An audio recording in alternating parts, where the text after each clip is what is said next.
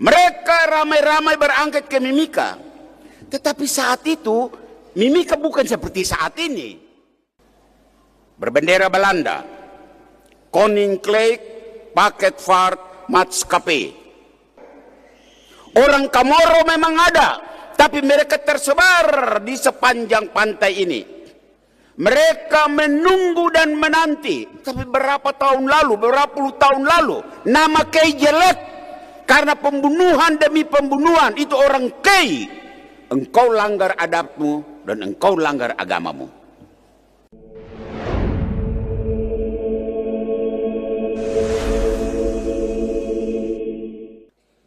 Tuhan, tambahkanlah iman kami. Bapak-bapak, ibu-ibu, saudara-saudari, dan anak-anak umat yang berada di dalam gereja ini, maupun mereka yang saat ini mengikuti misa ini lewat live streaming. Secara khusus, umat dari suku Kei yang hari ini mendapat giliran untuk mewarnai liturgi gereja Katolik dengan budaya Kei. Dalam bacaan Injil, para murid minta kepada Yesus, Tuhan, tambahkanlah iman kami.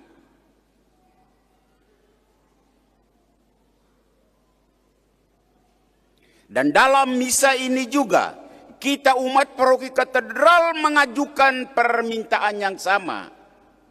Tuhan Yesus, tambah iman kami kah? Umat Kei yang menampilkan budaya Kei dalam misi inkulturasi ini sama. Anda juga minta kepada Tuhan Yesus. Tuhan Yesus, tambahkah iman kami? Pertanyaan, iman semacam apakah yang kita minta dari Tuhan? Dari Tuhan Yesus.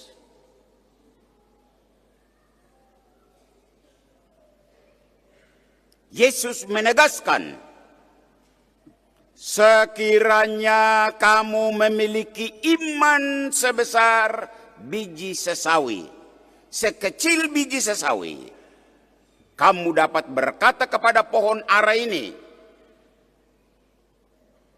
tercabutlah engkau dan tertanamlah di laut, maka pohon itu akan ikut. Kalau imanmu cukup sebesar biji sesawi yang kecil itu. Saya mulai masuk sedikit dalam sejarah.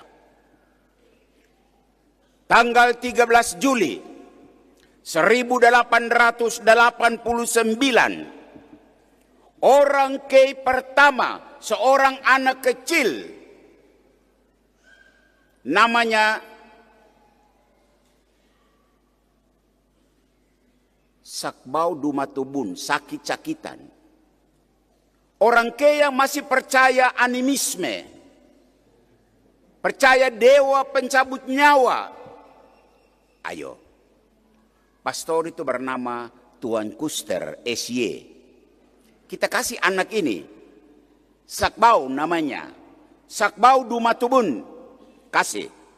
Kalau dibaptis dan dia sembuh,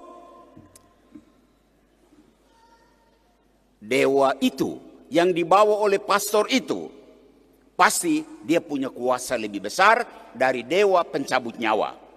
Maka diserahkanlah anak sakit penyakit ini untuk dibaptis. 13 Juli 1889. Anak sembuh. Anak sembuh. Maka 10 hari kemudian tanggal 1 bulan kemudian, 14 Agustus, 10 pemuda Kei dengan sukarela menghadap Pastor Kuster dan berkata, kami juga mau dibaptis. Dan sejak itu cerita menyebar. Agama yang pertama masuk di Kei agama Islam. Yang kedua agama Protestan. Yang ketiga baru agama Katolik. Ini Tuan Kuster ini. Karena Tuan sudah Islam, orang Kei bilang, kami sudah Islam. Jadi kamu ke sebelah kah? Dorang pergi di Ta'ar. Ta'ar bilang, kami sudah Protestan. Kamu bisa ke kampung sebelah kah? Dan mereka ke Langgur. Dan di sanalah mulai lahir baptisan pertama dan gereja Katolik mulai lahir di sana. Pertanyaan, iman semacam apa yang dimiliki orang saat itu? Itulah namanya iman pengetahuan. Para pastor mengajar doa, lagu dan kitab suci, dan orang-orang ini menghafal lalu dijadikan milik sendiri, dan itu diteruskan kepada anak cucu. Ajaran agama itu diteruskan. Dan saya masih ingat waktu kecil, sebelum tidur mama cerita dongeng pengantar tidur. Dan di akhir dongeng, kalau dia lihat kita mata masih terbelalak, dia menyanyi dan dia ajar kita untuk ikut menyanyi. Orang Kei di sini semua berdiri. Ini lagu kebangsaan orang Kei. Semua orang Kei pasti tahu lagu ini. Ning Yesus Tuhan bok-bok, semua yau usok faribun uher mardeda.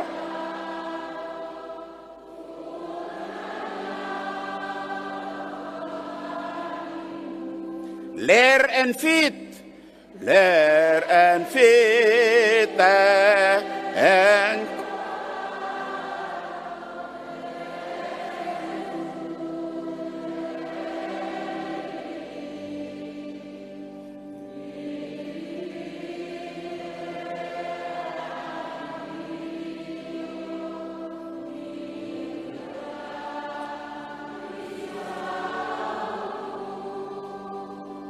ning Yesus Tuhan bok.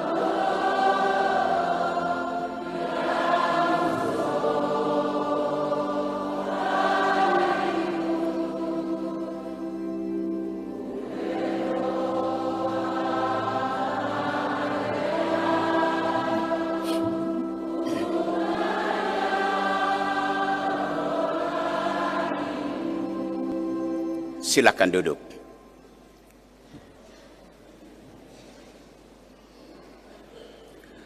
Ajaran tentang kitab suci, ajaran tentang doa-doa Katolik, lagu-lagu Katolik dalam bahasa Kei diturunkan dari orang tua kepada anak.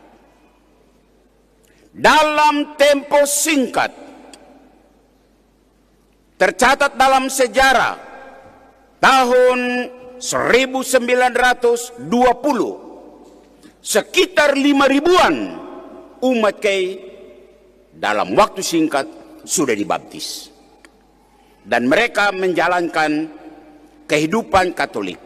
Pertanyaan, mengapa begitu cepat agama Katolik masuk ke dalam kehidupan orang Kei dan berkembang cepat?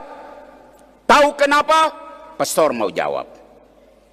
Sebelum agama masuk di tanah Kei, orang Kei sudah punya hukum adat.